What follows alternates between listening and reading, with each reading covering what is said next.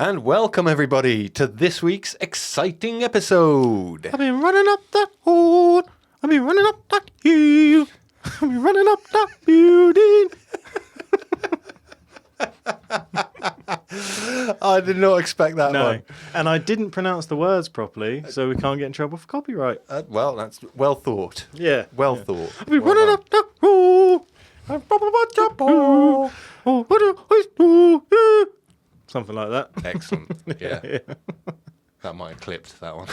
Yeah. It's all right, we can't worry about it. So, we're rock and rolling.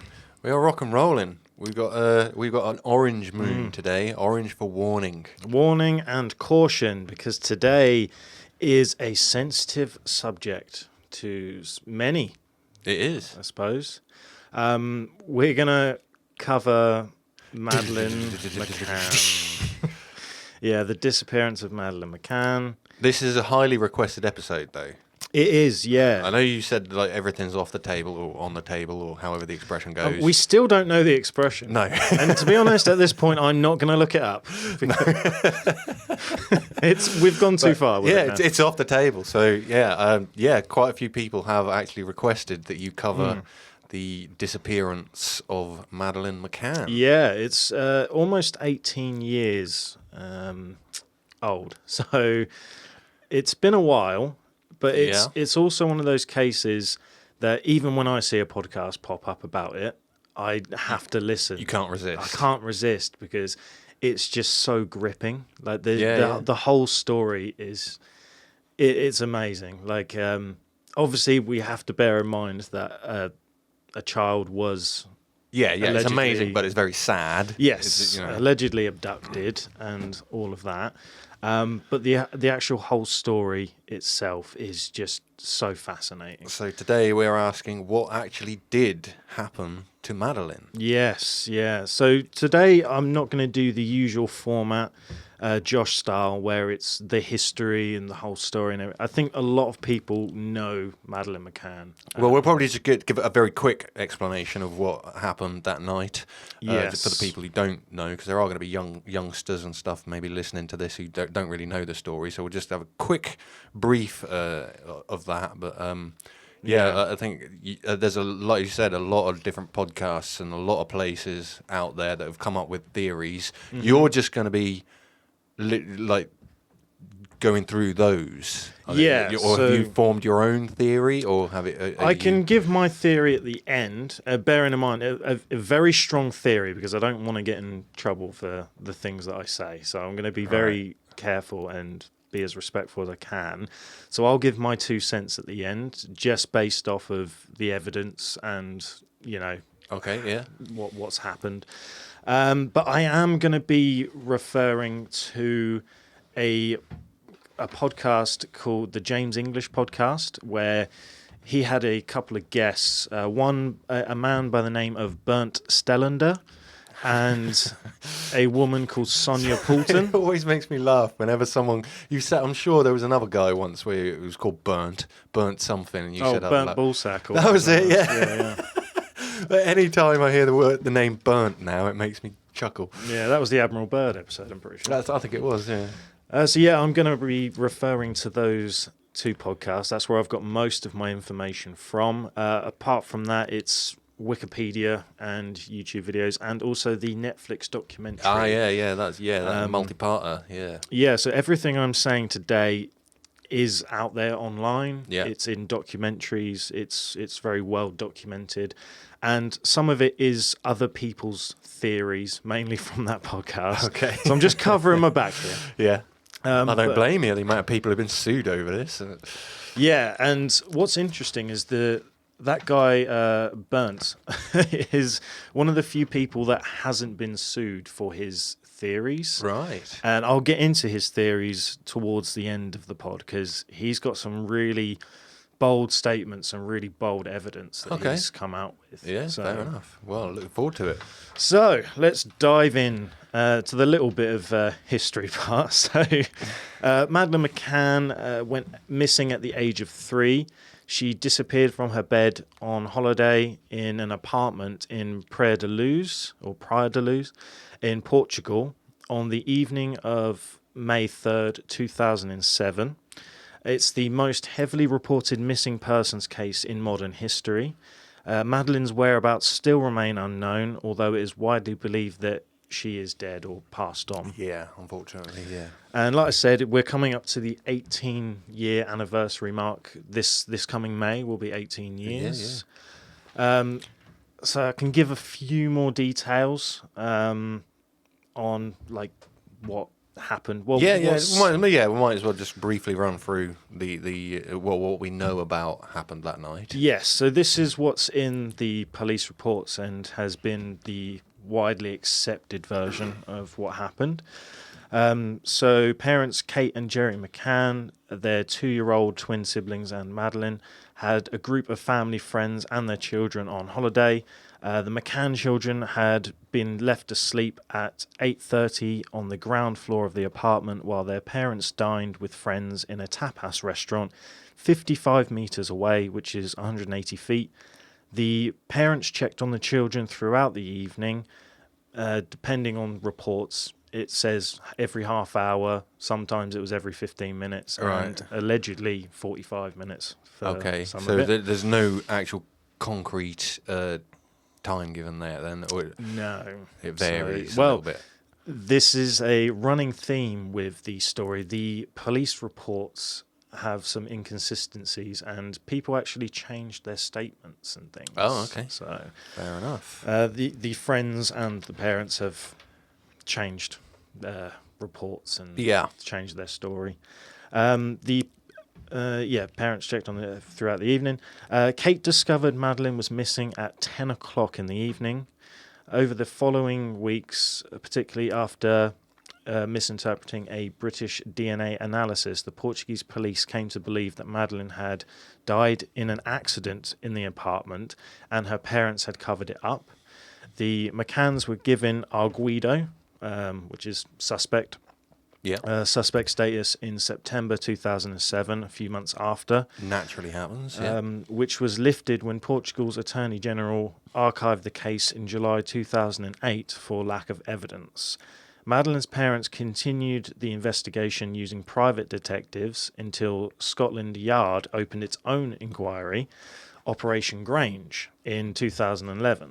The senior investigating officer announced that he was treating the disappearance as a criminal act by a stranger, most likely a planned abduction or a burglary gone wrong. In 2013, Scotland Yard released EFIT images of men they wanted to trace, including one of a man seen carrying a child toward the beach on the night Madelaine vanished. 6 years later. Yep. So shortly after this, Portuguese police reopened their inquiry. Operation Grange was scaled back in 2015, but the remaining detectives continued to pursue a small number of inquiries described in April 2017 as significant. In 2020, German authorities declared Christian Bruckner their prime suspect for the abduction and murder of McCann, but charges have yet to be formalised. So I think it's Is he the German guy? He's the German guy. Yeah, I remember. Yeah, he was in the area at the time, wasn't he? He was, but as of recently, I'm pretty sure it's not him. Yeah, he was been fairly acquitted because he was on the Netflix documentary, wasn't he? I think. Yes, they did mention him. He was actually serving time in prison for a different crime, but I'm pretty sure. When I did the research a few days ago, he has actually been acquitted of it. I think he has. Him. Yeah. So the newspapers, I just want to mention as well, the newspapers, this was the hottest thing for months and years. Yeah, all the time. Yeah. If you reported Madelaine McCann, your paper was going to fly off the shelves. Mm-hmm. Yeah, and it's one of those things as well where a little bit of conspiracy comes in. So how do I word it? So the newspapers were on the side of the McCanns because the McCanns had really good PR team. To start with. And I think I don't know how to say it basically, other than they didn't want the case to be solved in a way because they were selling copies. Yeah. Do you know what I mean? I would say for the first year, everybody was on the side of the McCanns. Yeah, if not longer, maybe 2 years. Didn't they do like a 12-month press release or something like that? Yeah, they did, yeah. And they were all smiling and waving to the cameras and all that sort of thing. Everybody's got a bit sus at that point, didn't they? A lot of people did. Allegedly or whatever. But people started falling off the like McCanns have got the high ground here then. But I mean, in fairness, in response to the story, these people were doctors who left their kids in an apartment and went out drinking with their mates. And all right, it was only 50 meters or whatever away. But I'm sure on the Netflix documentary that I've watched, you've watched, there's no like direct line of like contact, or you can't walk like out of the room, across the poolside to the table where they were sat. You have to go out of the complex, up the street, and then back into the complex. Yeah. So it's a roundabout sort of way that you've got to go. So it's not literally. You're not 20 seconds or 30 seconds away from your kids. And arguably, yes, people do have houses that you could be that far away from your kids at home. But at the same time, it is less than responsible. Oh, it's completely irresponsible. Yeah. And if it was anyone else, they would have their kids taken away. They would be prosecuted. Yeah. They would have repercussions for those actions. So the fact that they've never been in trouble for any of that is baffling to me. I don't understand it. Parenthood of the Year award goes. And considering the creche, the Ocean Club, the creche that looks after children, is open till 11 o'clock at night, and they went out at 8:30. What the hotel has got a creche? Yeah, the resort to look after your kids. Yeah, the resort had a creche, and it was open till 11. And they didn't use it. They didn't use it. No. Again, baffling. Ultra responsible. Yeah. So it's just baffling. It's also I want to mention that what I'm presenting today is it's not pointing a finger at the parents saying, they did it or anything like that. No. Today we haven't covered that. We haven't even got that far yet. No, today is just a point of kind of almost going against the grain in a way. But I think more and more people are feeling the same, where it's just kind of pointing holes in the police reports and just kind of showing you how things are not all that it seems, and there's just lack of evidence in certain places. All we've done so far is point out some mistakes that were made that could have, stopped it from happening in the first place. Yes, yeah. Interestingly enough as well, I will mention that now, is one of the interesting bits of information I found during the research was when Kate was asked in an interview at one point, it was something along the lines of, what if you could go back in time, like what would you have done differently? Or, if you had an hour of that night, what would you have done anything differently? And her response was something along the lines of, I would go back and I would watch how the abductor did it. And I found that really interesting. What? Yeah, it was something along those lines where she said... Really? Yeah, she said... You wouldn't go back and not go out for the night? Exactly. That's another thing that adds to the weirdness of this situation. I'd watch how he did it. No. You'd go back there, you'd arm yourself with whatever, a kitchen knife or something, and you'd wait in that damn room until someone showed up. No, you wouldn't even do that. I think most parents and most people would say, I would go back and not have my kids in the room. Yeah, not have them in the room. Avoid the whole situation. Yeah, but her words were very interesting because she was it's almost like they're making you want to believe that there was an abduction. Do you know what I mean? Like it's kind of suggesting like her words were, no, there was definitely an abductor. It's kind of pushing that narrative. Right. Whereas, it's just baffling. It's just another little tidbit of information. Okay, fair enough. So I don't even think I want to read the screenshots. I might just go for it. Yeah, you go for it. Yeah. Who needs notes? Well, I will just mention... Around 10:10, Jerry sent one. I won't say his name. One of the friends to ask the resort's reception desk to call the police. And at 10:30, the resort activated its missing child search protocol. So 60 staff and guests searched until 4:30 in the morning. At first, assuming that Madeleine had wandered off. One of them told Channel 4's dispatchers that from one end of Praia de Luz to the other, searchers calling Madeleine's name could be heard. So for hours, I would imagine so, yeah. And this is only half hour after she had been disappeared. Yeah. Also, I want to mention that when Kate found Madeleine was not there. Gone, she decided to leave the twins in the apartment with the doors open, go back down to the restaurant where they were eating tapas and say that Madeleine's gone, someone's taken her, were her words.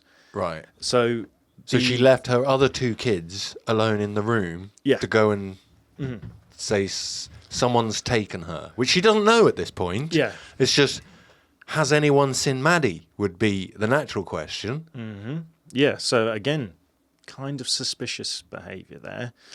And she could have shouted from the... She could have shouted. I'm sure there was like a balcony or something like that. I'm pretty sure there was an outdoor bit with a patio. She could have shouted out. Yeah. But she didn't. She went all the way back down. So I found that very interesting.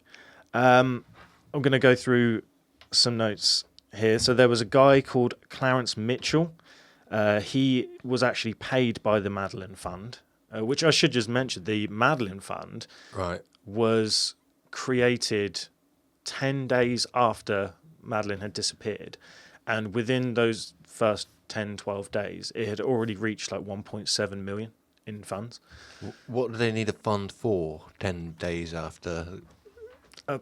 Allegedly to find Madeleine. They just need the police to do that. Why do they need a fund? Yeah, but also Kate didn't leave the apartment. She didn't search for Madeleine herself. No, not at all. There is speculation that that's what she was doing, because when she was asked, why didn't you search for your daughter, or what were you doing? She said she had other things to do, or better things to do, one of those things. Like setting up a Madeleine Fund? Allegedly, that is the speculation, that's where or how the fund was set up so quick, because she didn't actually search for Madeleine whatsoever. It's very suspicious behaviour. It is very. Yeah, I will say that the Portuguese police, also known as the PJ. Yeah. Because I'm not going to announce. I can't say what the actual it's like. So Policia something, yeah. But yeah, it's just the PJs. It's the uniform that gives it away, isn't it? Yeah, I'm pretty sure it's like a cool green uniform. I'm sure. Yeah, it looks a bit like PJs. Yeah, it does. It does look pretty cozy, to be fair. I will kind of not stick up for the McCanns, but in their defence, they were the ones doing it, but the crime scene was not sealed off. So the McCanns and the friends and workers from the resort and people were going in and out of the crime scene. Yeah. Even before police got there or anything. So the police had I see what you mean. Okay, they had a hard time. Yeah, because they'd want to isolate any DNA samples or anything, and if everybody had been in and out of the building, in and out of the room, then they've got a hell of a lot more work to do to try and isolate that. So DNA. A lot of the evidence was kind of tarnished in a way. Yeah.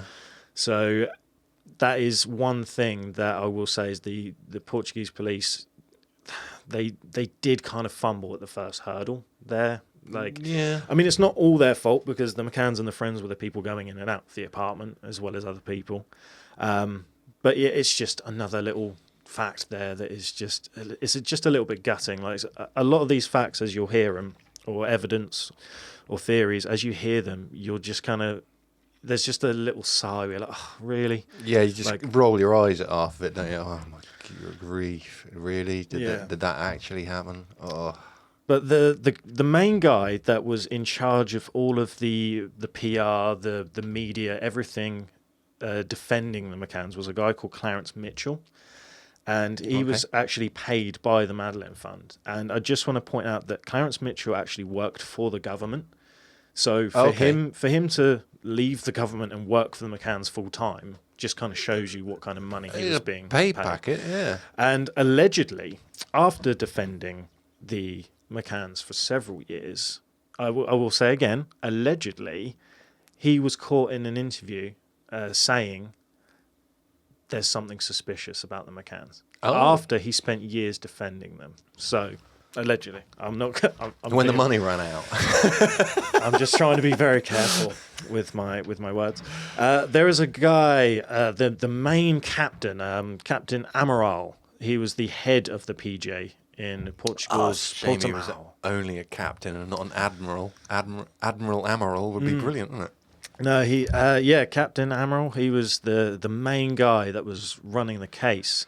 So he believed from the start, and still to this day believes that the McCanns are suspects. He does not think it was an abduction. After he spent years working on the case, obviously he's one of the people that were there at the time. He knows the case pretty well inside and out. And that, I think that says a lot when, even to this day, almost 18 years later, he doesn't think it's an abduction. Well, if it weren't an abduction and it were in a homicide investigation, the last people to see the victim are usually the prime suspect, the number one suspect, aren't they? So yes.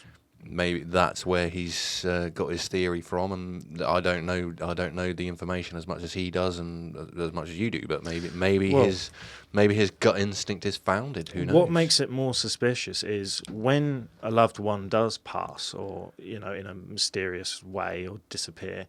The first person or people that they look at are loved ones, family, friends, things like that. But in this case, for whatever reason, I think it was Scotland Yard. Said that they weren't suspects, or they shouldn't be suspects. Okay. From the get-go. So they weren't really investigated. That suggests to me that they have influence. What, the McCanns? Yeah, know somebody who knows someone. You know how it works, and... I mean, there's so much to it, dude. There's so many underground theories and things that there's connections and things there. That's what I mean. When people are just let off the hook without even a cursory glance in their direction, it always suggests to me that there's like some kind of there's a connection that not everybody is seeing. I can throw out a theory of one of the connections. Are you sure you want to do that? I think I do. Okay. I think I do. Okay. Because it is fact, I'm just saying it, but Jerry used to be a member of the Celtic Boys Club. Right. Which in later years got discovered as a paedophile ring, and 6 members are in prison. There were 6 people as part of the same club. Hang on, was he a youngster at the time, or as in a victim of the paedophile ring, or was he a member of the people that were doing it?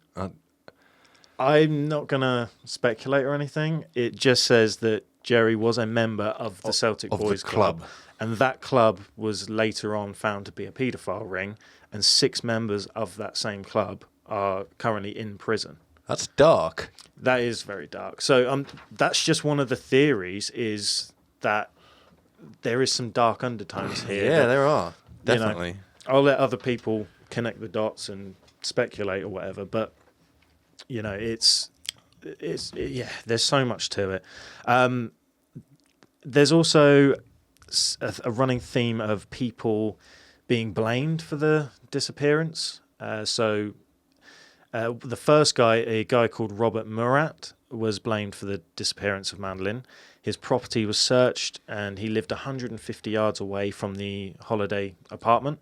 Right. He later received £600,000 in out-of-court settlements because he wasn't guilty. There was no evidence. But the media and the McCanns and everyone latched on to him and it went on for a good so couple the of 600 years. grand was for like the harassment and Yeah. for defamation of character or whatever. Yeah. Yeah, and Robert Murat was the big one, but that's happened to like a good 3-4 people. Yeah. Where I don't know who's responsible, whether it's the media or maybe the McCanns or whoever. I can only take a guess that someone has got information, and then that whole team, the whole McCann, the funds, whatever, Scotland Yard, they've just run with it. They're like, right, investigate this guy, go.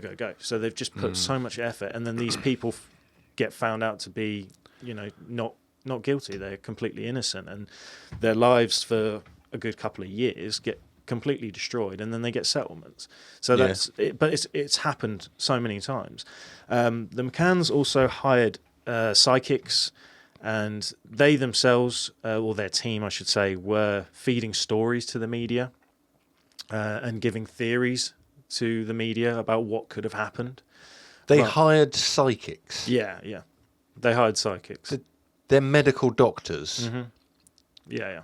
Highly educated people. Mm-hmm. I mean, not all of them, but generally don't put their credence into people like psychics to try and, find a missing person. No. But I wouldn't. Was it a distraction? That's the thing. I don't know.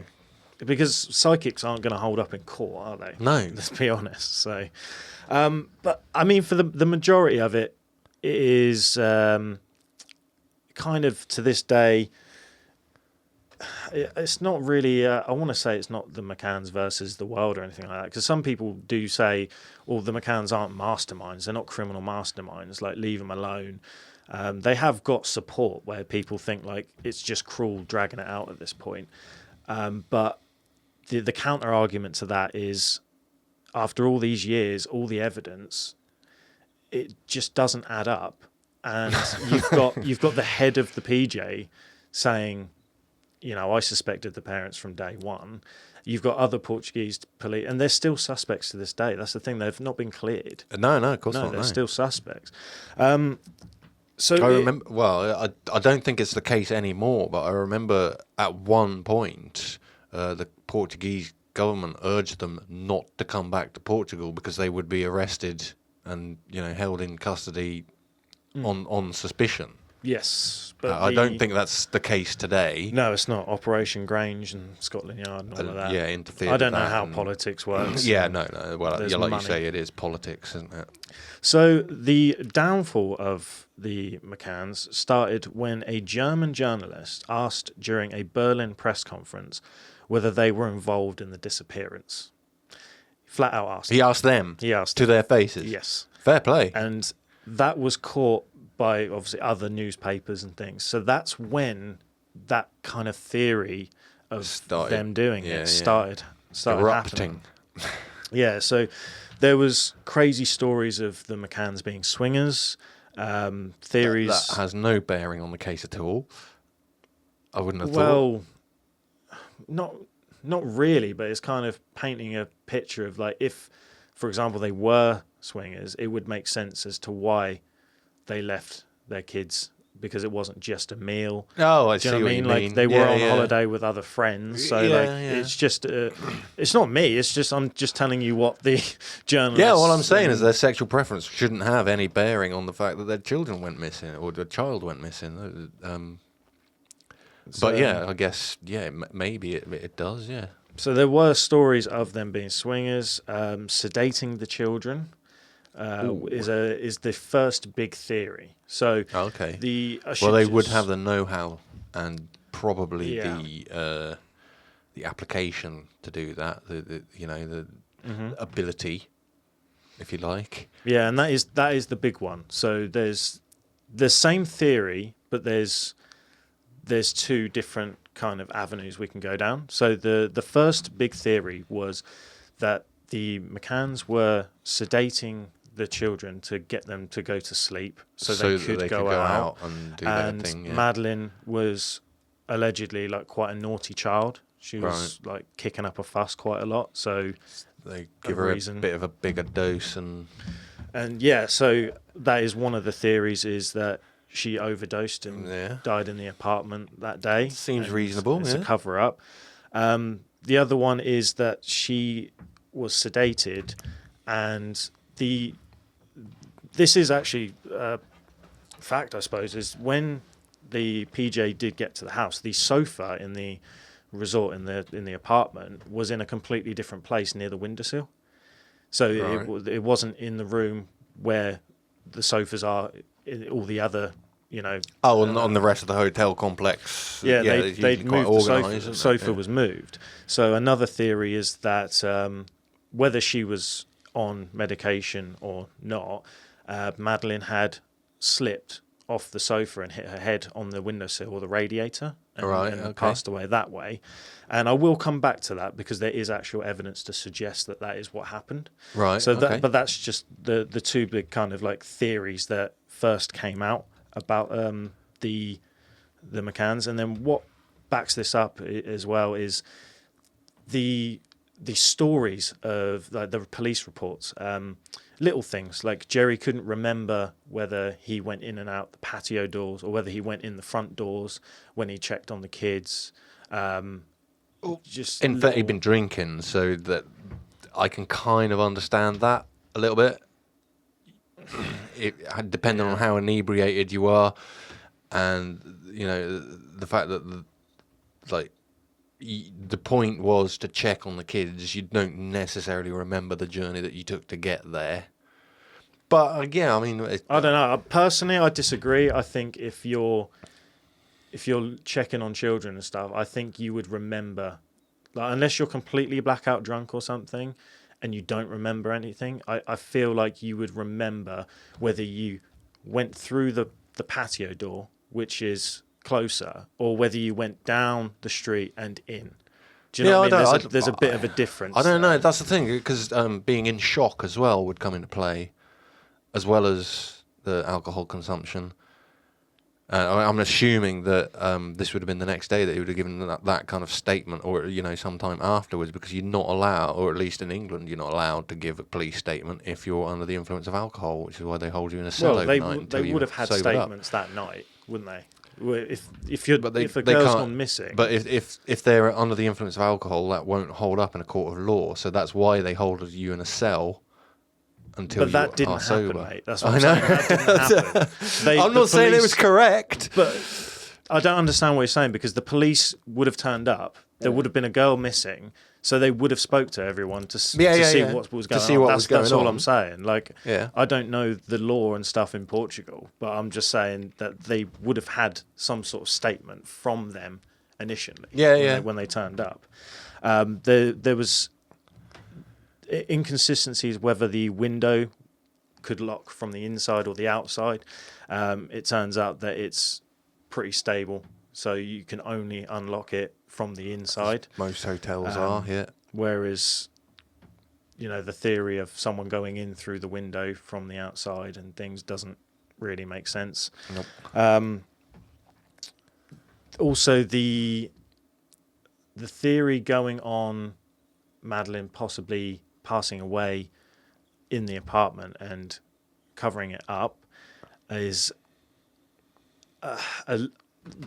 I should probably just go straight to the sniffer dogs, because that's the biggest key part of the evidence for me that made me kind of think of this whole case in a different light. So there were two sniffer dogs called Keeler and Eddie, and they were two Springer Spaniel sniffer dogs. One was like blood, and the other one was cadaver. Right. And they're from South Yorkshire, so they're British dogs. British dogs. Yeah. Oh, not like they're part of the British police force then, are they? Or they're just British dogs that have been exported to Portugal? I think they're basically the best of the best sniffer dogs. Right. So they've been used in hundreds of cases, and their success rate, if it's not 100%, it's like 99.9% of cases. Oh, right, okay. They are the best of the best. So they were brought in specifically for this case. Well, they're like part of Interpol or something like that then? Possibly. I'm not too sure. But either way, the dogs are the best of the best. Yeah. And they both sniffed out evidence. So they found that the cadaver dogs were sniffing around the back of the sofa and the windowsill, also the boot of the hire car that the McCanns had. Yes, I did. Yeah, hear about that. And in the closet. Yeah. And it was the same for the other dog with the blood. So it was on the floor, like on the sofa, behind the sofa, closet, windowsill, which then also plays into the theory of that she fell off the sofa and hit her head. Right. They also found blood in the boot of the car. Now, what people... This is a hire car. This is a hire car. Yeah. But it was a match for 15 out of 19 of the characteristics in the DNA. So that's how... Okay, right, wow. I suppose... I don't want to keep saying the McCanns because it's that side, that team. That's how they get away with saying, like, well, no, it's, not 100% accurate DNA results because it was only 15 of the 19 characteristics. But we're talking pretty good percentage. We're talking the best of the best dogs. Yeah. So they also sniffed out and found a liquid in the car that did turn out to be sedatives. Ah. So that's another bit of evidence that it just doesn't line up. Like the things that I'm mentioning today, they just don't go with what we've all been told, the narrative that we've all been told. That's fair. But I'm fairly certain the McCanns said the dogs couldn't be trusted. Is that right? Something along those lines, yeah. Even though results from the dogs. Yeah, it's nuts. It's absolutely nuts. Also, the thing that swayed me more to thinking like there's something in this is still to this day they refuse to do lie detector tests. I know lie detector tests don't hold up in court, and Kate and Jerry. Well, I read somewhere that allegedly Jerry actually did answer a few questions and then stopped because he was advised. Well, they were both advised by their lawyer to not answer the questions. So that's the reason they use still to this day for not answering the questions. The lawyer interjected. The lawyer, but Kate flat out refused to answer any questions, and some of these questions were real simple, like, "Are you involved with the disappearance of your daughter?" Well, they'd probably be even simpler than that. They have to make a baseline when you do a lie detector test. They have to ask you questions that they know the answer to, like, are you male? No, they didn't do that. Are you awake? I saw the list of the 48 questions. It was nothing like that. It was really? It was all to do with the case, but there were a couple, not as simple as that, but there were a couple where it was like, what day did you discover Madelaine was missing? You know, like knowing the date. So yeah. And they just so they got that baseline that they can work to take the rest of the readings from. That's I think that's how it works anyway. But they refused to, or I should say, Kate definitely refused to answer any of those questions, which I don't understand. Well, this is. Do you remember I said about like painting a narrative with the media and the team of the McCanns? So, Kate had the twins have their hair samples taken, and Kate wrote in her book or memoirs or whatever that she was concerned that the abductor might have given the children sedatives. Yeah. What? Yeah. I don't know even how to react to that, because obviously, right, if you were a child abductor, would you want to waste time giving sedatives to the ones that you're not abducting? You just want to be in, out, grab, quick, gone, wouldn't you? Yeah.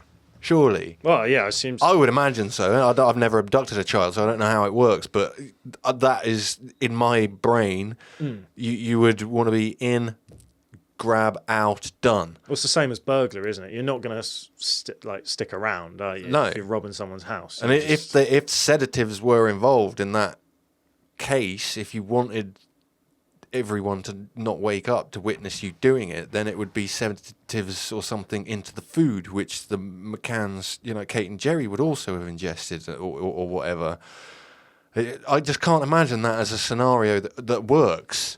Mm-hmm. Yeah. It's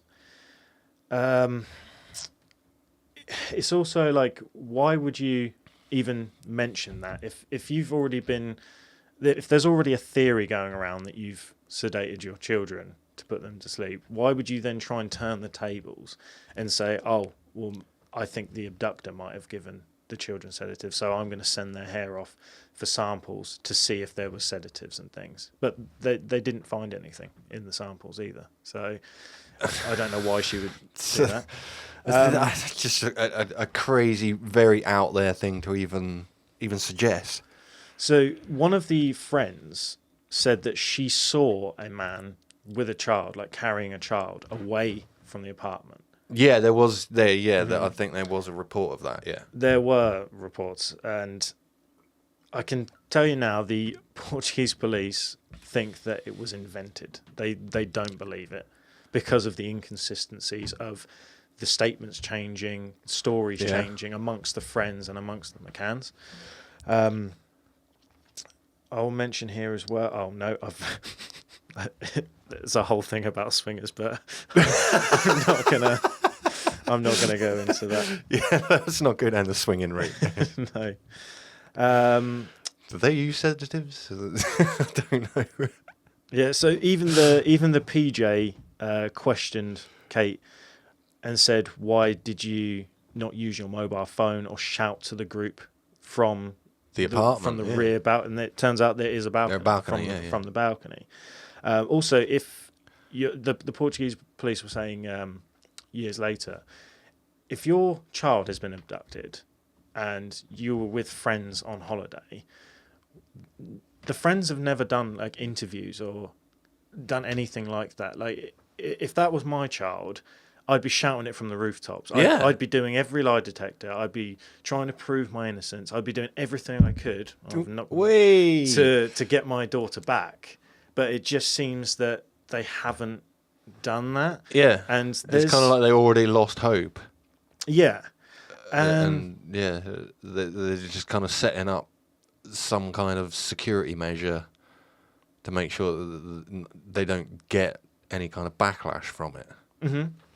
Yeah, and so the friends have never done interviews or anything like that. The McCanns refused to do lie detector tests and stuff, and they haven't exactly, painted themselves, but they've in a good light at the moment. But there was also body language experts and people that were trained in the police to pick up on lies and and every single person that has seen interviews and interacted with the McCanns have all said it's not genuine. There's something there. They're not telling the full truth or they're hiding something, and that's just from body language experts. So I wonder if they've ever been through that, like where they use like high speed videos. They take high speed videos of people's reactions to being asked questions and stuff like that, and people's reactions you can't necessarily pick up on in real time, but when they slow the footage down, you see like winces and reactions and their eyes flickering and stuff like that. I wonder if anything like that has ever happened with these people, because I used to like that program. I don't know if you've ever seen it, called Lie to Me. Yes, yeah, that's a good one. Yeah, real good. That. And they, I remember, several of the episodes where they were using, like I say, that high-speed video to catch people out with that sort of thing on their lines of questioning. Yeah. And like with the high-speed video, it looks very, very obvious. Yeah. I mean, there was another thing where it's absolutely baffling to me, where Kate had washed Madeleine's favourite toy, Cuddle Cat. Oh, right. So you would think that, knowing that the police dogs were going to turn up and they could get a scent, why would you wash the favourite? She washed it before the police dogs came? Yeah. She washed Cuddle Cat. Okay. Well, I wouldn't imagine that would make too much difference to a dog, to be honest. I think the scent would be too ingrained in there. The dog could probably but it wouldn't be as strong, but the dog they still probably managed to use it. Yeah. It's just, why would you think to wash it? Yeah. And like they said on the James English podcast, that he's interviewed several people that have lost their children. Right. And they are still distraught to this day, like 10, 15, 20 years later, and they're still not over it. Some of them still have shrines. Yeah. Some of them haven't even changed like their Some people bedrooms. can or never anything. get back on with their lives. No. After losing their children. Yeah. But Kate and Jerry decided to play tennis 3 days later. They also went jogging a few days later after that. Well, after the disappearance. Yeah. This is in statements. This is evidence. I mean, in some situations, people will encourage you to occupy yourself so you're not thinking about it all the time and stuff like that. You know, try and get it off your mind a little bit. But I mean, like 3 days afterwards, going and playing tennis is very weird. But if you were going to do that and take your mind off it, why would there be so many paparazzi and almost make a show of it? It's like they wanted people to see them jogging. They wanted people to see them playing tennis. And I can't wrap my head around that. It doesn't make sense. No, it's a bit weird, yeah. But go off on like get away from all the paparazzi, to get away from it all, to clear your head out a little bit, go for a walk somewhere, or go a little boat trip. Just get completely away from the hotel where it's happened. Yeah, I could understand that, but I mean, I can't. I think that's where me and you differ on this, mate. Because I don't have kids, but I can't wrap my head around the fact that if I had a kid, and that kid went missing, I would do everything I could at that time and moment to find them, or be doing other things. We're not different as much as you think, because I wouldn't do that either myself. I'm just saying I can understand when people need to get away from that just to clear their head out or something. While I was on that holiday, that would be the only thing that I'd be doing, is looking for my daughter. But tennis wouldn't even be on my mind. No. Jogging wouldn't be on my mind. No, I'd be cancel my schedule. The only thing I'm doing for the rest of this holiday is looking for my daughter. Yeah. So suspicious behaviour there by the McCanns. The inquiry so far, looking for Madelaine, it's been a minimum of 11 million. 11 million has gone into the Madelaine Fund, if not more, to try and find Madelaine. What, the public money has drummed up 11 million for the McCanns to use to try the fund. Yeah, find it's had massive donations. Like J.K. Rowling donated to it.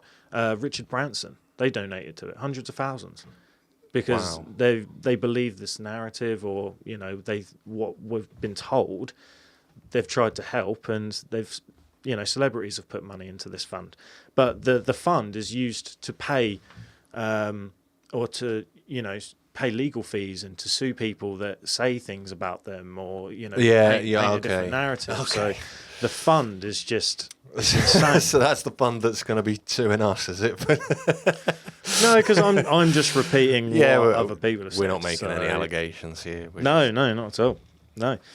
So I will say this one very harshly. This is not me, but Stellander. He said the following, that he actually thinks, his whole theory is that Madelaine died the day before, on the 2nd. Oh, yeah, well, yeah, no, I can see that, yeah. And this is how people think that he's getting away with not being sued, because there must be, or there might be, some sort of truth behind that. Right. Because if the McCanns or the team, the fund, then sue Bernd Stellander, it's going to bring attention to it, and it could possibly reopen the case. Because it'll go into a court of law, and then he'll bring a load of evidence and go, well, look, I think this and this and this and this and this, and suddenly, the whole case is blown open again. And this guy has evidence. I cannot recommend enough, if you go find the James English podcast and just find the episode. He's done a few parts, but the first part especially, Bert Stellander. Right. This guy, during the whole of lockdown, dove into this case. And just for a little background, this guy was ex-police, military. He is now a journalist. He was a PI, private investigator. And he's got a book, 850 pages, explaining all the evidence and his theory of Madelaine passing away on the day before, on the 2nd.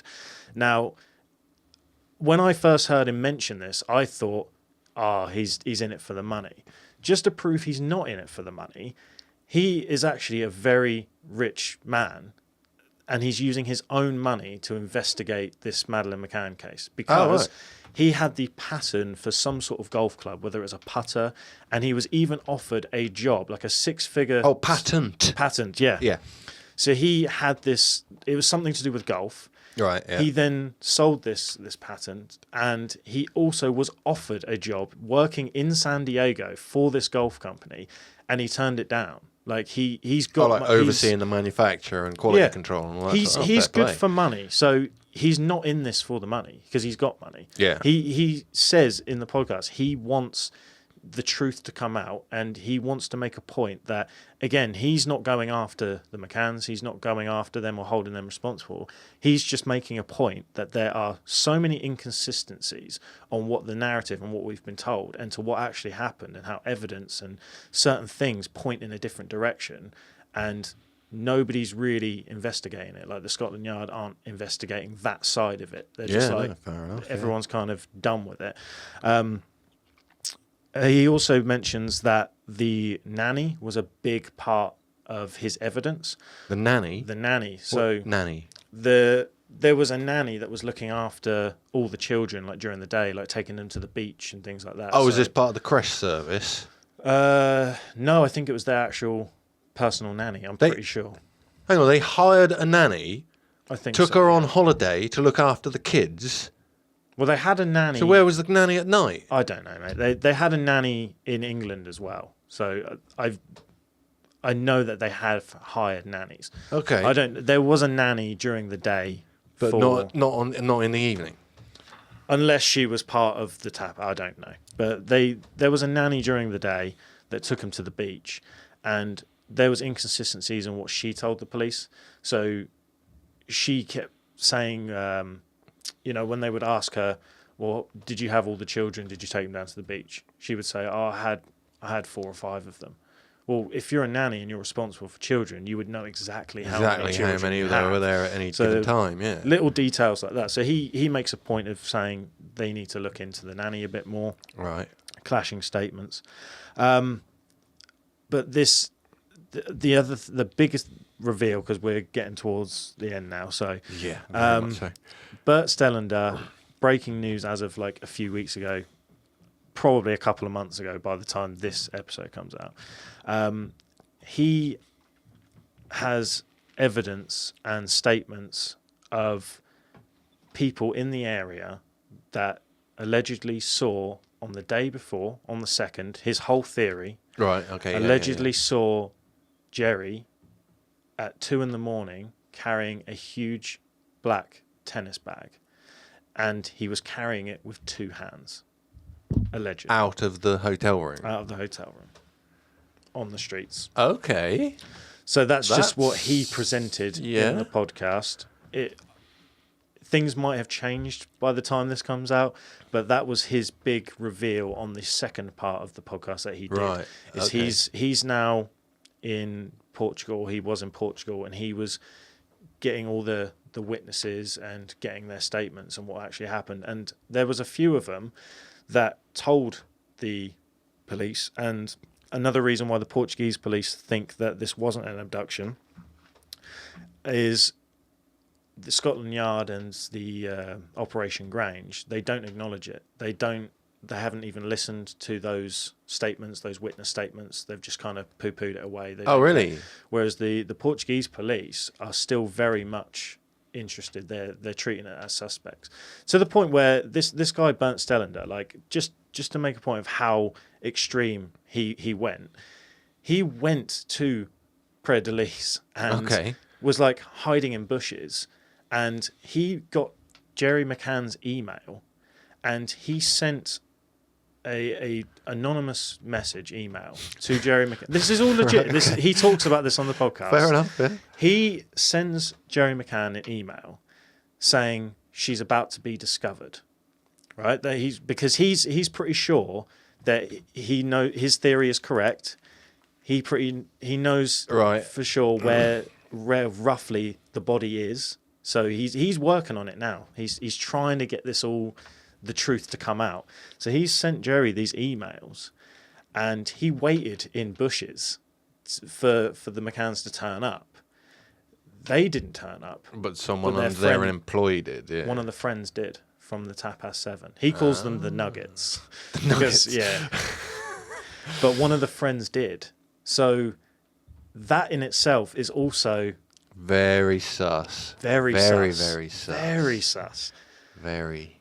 But yeah, I've kind of waffled on and gone all over the place today. But it's just so fast. And there's stuff that I've missed out. There's other research bits that, I mean, is it worth mentioning? Is it not? I think a lot of people will already have a good idea of what they think of the Madeleine McCann case anyway.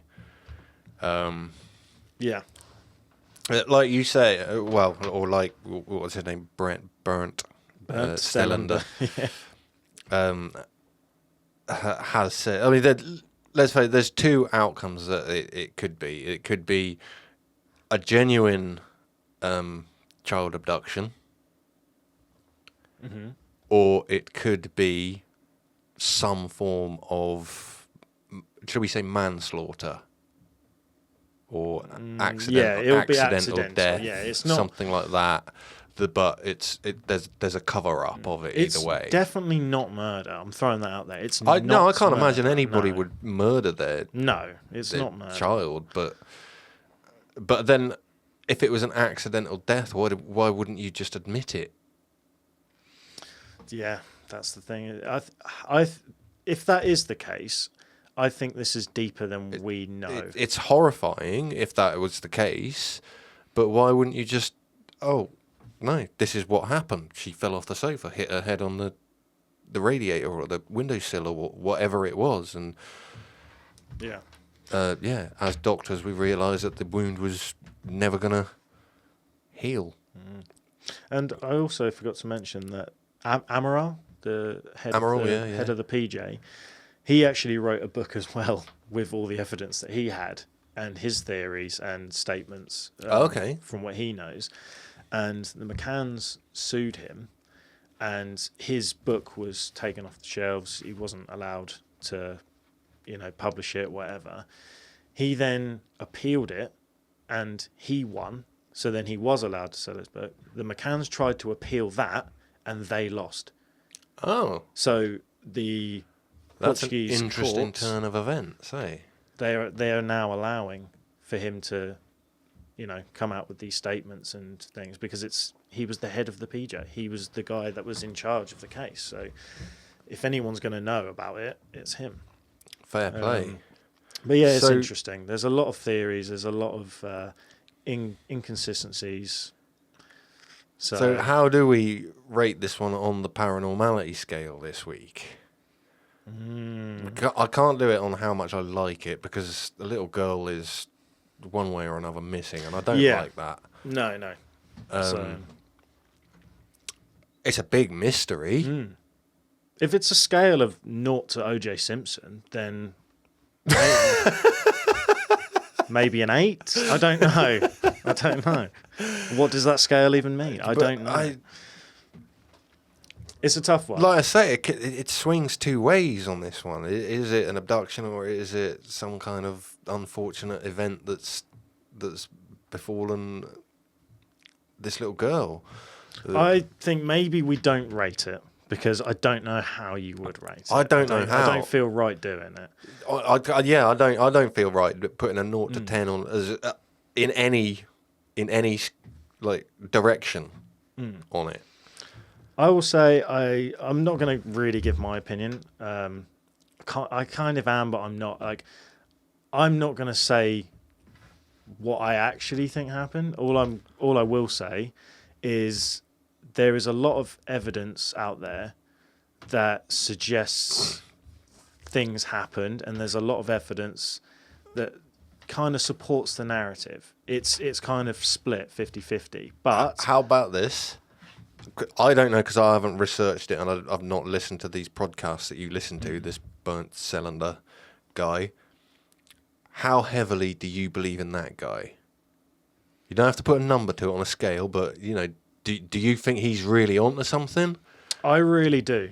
I really do think he's onto something. Yeah? Yeah, because the way he talks about it with such like vehemence. He's got evidence, and he's also got to the point where he even says himself, all of this stuff that we've mentioned today, all the stuff that he spoke about on the podcast, you can look it up. It's all true. It's all out there. Yeah.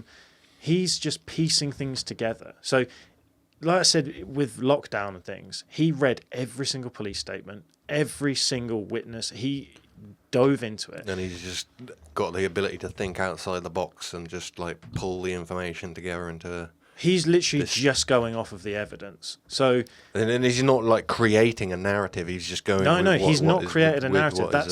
That's the scary, like, weird thing about this is he's not created anything. He's looked at every single piece of evidence. Like I said, he's deep dived into it more than anyone else on the planet. He's looked at all of the evidence and he's gone, well, this points to the second rather than the third. This also points to the second rather than the third. This bit of evidence suggests that didn't happen, but this happened. So then he's just put it all together, and then the theory has almost presented itself. Yeah, fair enough. And I just find it so bizarre that he's out there talking about it, and he's like not being sued. He's not. Do you know what I mean? So yeah. So if we've excited or sparked anyone's imagination on this and what they want to learn more, where would you suggest that anybody starts looking? Which podcast? What did you say it was? It was James English. The podcast. He's a lovely Scottish bloke. Really, really good interviewer. He asks some really good questions. And Bert Stellander is the guy on it. And he's done two. The first one is by far like... It's unbelievable. The detail, he goes into more detail. He will give you times, dates, everything. Right. I've kind of butchered it today. No, but ours is a taster. Look, what I'm saying is, if you want to go and find out more about this, and you want to, if we have perked your interest, then go and listen to these podcasts. And watch the Netflix documentary as well. I found that very interesting. Although it's been a couple of years since I watched it, but yeah. But I mean, I think I'm the same as most people. Like you know the Madelaine McCann story. You've heard over the years theories and stuff, but no one really pays attention. No one really thinks into it. They're just kind of like, it's a sad situation. A girl was abducted. They kind of forget about it. No one wants to think into it in case it gets sued. Yeah, but the fact that this guy has been like thinking about it and he's spent dedicated years of his life to it and stuff, that was what, during my research, that was the one bit that got me thinking about it, where I was like, maybe there is more to this. I don't know. Fair play. Well, that was Madelaine McCann. And I hope you enjoyed it. It's nearly the end of January when this goes out, and we still have 20% off on our merch if you want to get an awesome t-shirt design before they go, because this was another thing that I was thinking of doing, right? We make some of these t-shirt designs limited edition, so later on this year we're going to scrap them and come up with new ones. Oh, right, okay. Yeah, so you may not know how much longer you can get a Paranormality design. Change the merch every year. And why not get it right now while it's 20% off until the end of the month? And until next week, I've been Pirate. I'm Josh. This has been Paranormality UK. Ta-ta. Ta-ta.